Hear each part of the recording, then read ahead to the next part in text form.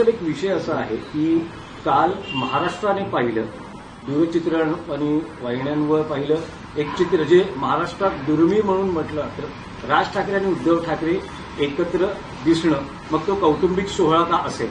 पण आता दोन्ही बाजूचे कार्यकर्ते म्हणायला लागलेले आहेत की कौटुंबिक सोहळ्यात हे दोन भाऊ एकत्र असतात, तर मग राजकीय पटलावर हे दोन भाऊ कधी एकत्र दिसतील अशी एक चर्चा या निमित्तानं सुरू आहे. ही चर्चा गेली अनेक वर्ष सुरू आहे आणि त्या चर्चेमध्ये माझ्यासारखा माणूसही सहभागी असतो.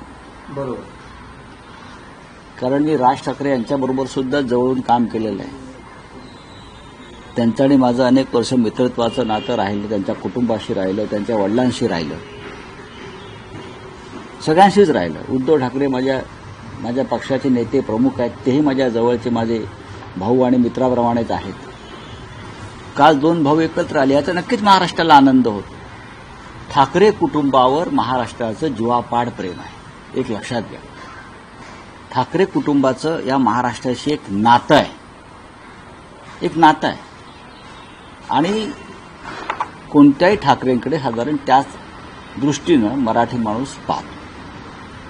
आता दोघांचे हे पक्ष वेगळे आहेत. राज ठाकरे यांनी स्वतःचा एक पक्ष स्थापन केला आहे, त्या पक्षाच्या वतीने ते भारतीय जनता पक्षाबरोबर राहून काम करतात. देवेंद्र फडणवीस, नरेंद्र मोदी, अमित शहा हे त्यांचे आयडॉल आहेत. आमच्या पक्षाचं तसं नाही. आमच्या पक्षाची भूमिका आहे की नरेंद्र मोदी, अमित शहा, देवेंद्र फडणवीस हे महाराष्ट्राचे शत्रू आहेत आणि त्यांच्याबरोबर आम्हाला काम करता येणार नाही. महाराष्ट्र लुटण्यात, मुंबई लुटण्यामध्ये, मराठी माणसावर अन्याय करण्यामध्ये, शिवसेना फोडण्यामध्ये या तिघांचं फार मोठा सहभाग आहे. अशा व्यक्तींबरोबर जाणं हे महाराष्ट्राची बेमानी ठरेल आणि दुर्दैवानं राज ठाकरे हे अशा लोकांची भलामण करतात व त्यांच्याबरोबर राहतात. एकीकडे भाजपबरोबर आम्ही राहिलो आहोत असा आमच्यावर आरोप होईल, नक्कीच राहिलो, तो राज ठाकरे आमच्याबरोबर होते. हे एक वैचारिक मतभेदाचे दोन वेगळे प्रवाह. कुटुंब एकच असतो. अजित पवार आणि शरद पवारही भेटतात ना, रोहित पवारही जाऊन भेटतात त्यांच्या काकांना. पंकजा मुंडे आणि कोणते आमचे धनंजय मुंडेही वेगळ्या पक्षात असतात आणि एकत्र येतात भाऊ म्हणून. ते जे कोकणातले राणे आहेत त्यांचा एक मुलगा इकडे, एक मुलगा तिकडे. थोडे कुटुंब एक असतं. त्याच्यामुळे कुटुंब म्हणून एक आल्यावर सुद्धा काही महाराष्ट्राच्या दृष्टीनं काही महत्वाचे प्रवाह असतात, त्या प्रवाहामध्ये आम्हाला वाहत जाता येत नाही.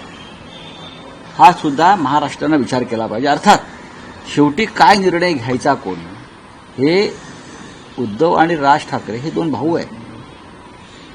हे दोन भाऊ आहेत. हा निर्णय त्यांनी घ्यायचा आहे आणि त्यांनी घेतलेला निर्णय मला माहिती आहे की महाराष्ट्र मान्य करेल. नाही, पण राऊतसाहेब, नजीकच्या काळात उद्धव ठाकरे, राज ठाकरे हे राजकीय व्यासपीठावर युती म्हणून एकत्र दिसू शकतात का, किंवा तसे काही प्रयत्न होऊ शकतात का? कोण प्रयत्न करणार? तुम्ही म्हणतात तुम्ही दोघांचे मित्र आणि दोघांचेही स्नेही राहिलेले. असं आहे की अनेकांचे मित्र हे असतातच एकमेकांकडे. पण माझ्या दृष्टीनं कालचा लग्न सोहळा हा काय राजकीय विषय नव्हता. हा राजकीय विषय कसा का असू शकेल? याआधी सुद्धा उद्धवजी आणि राजजी हे अनेक कार्यक्रमात एकत्र आले आहेत.